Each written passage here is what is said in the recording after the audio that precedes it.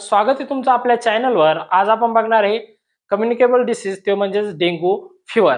तर डेंगू फिवरला दुसरं नाव काय आहे? Break bone fever.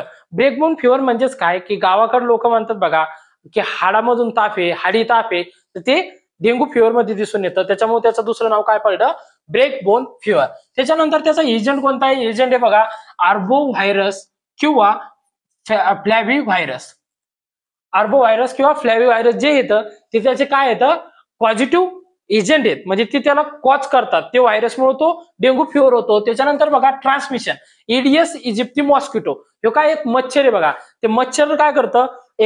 ज्या व्यक्तीला डेंगू फिवर होईल त्याला बाईट करतं, त्याला चावतं। त्याच्यानंतर ते परत चांगल्या व्यक्तीला म्हणजे हेल्दी पर्सनला ते परत बाईट करतं, चावतं। त्याच्यामुळे ते काय करतं? ट्रान्सफर करतो एका व्यक्तीकडून दुसऱ्या व्यक्तीकडे। तर ते कोणतं आहे?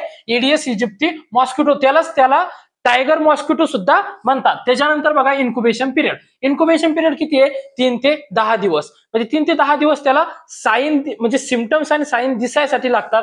त्याच्यानंतर बघा क्लिनिकल मॅनिफेस्टेशन। त्याच्यामध्ये 3 स्टेजेस आहेत: classical dengue fever, dengue haemorrhagic fever आणि डेंगू शॉक सिंड्रोम। तर त्याच्यामधलं क्लासिकल डेंगू फिवर मधली क्लासिकल साईन कोणती आहे? Break bone fever. त्याच्यानंतर बघा chills, high fever, headache, musculoskeletal pain आणि retro orbital pain. Muscle pain होतो आणि आईच्या अवतीभोवती रेट्रो ऑर्बिटल पेन होतो, म्हणजे आईच्या अवतीभोवती काय होतं? पेन होतो।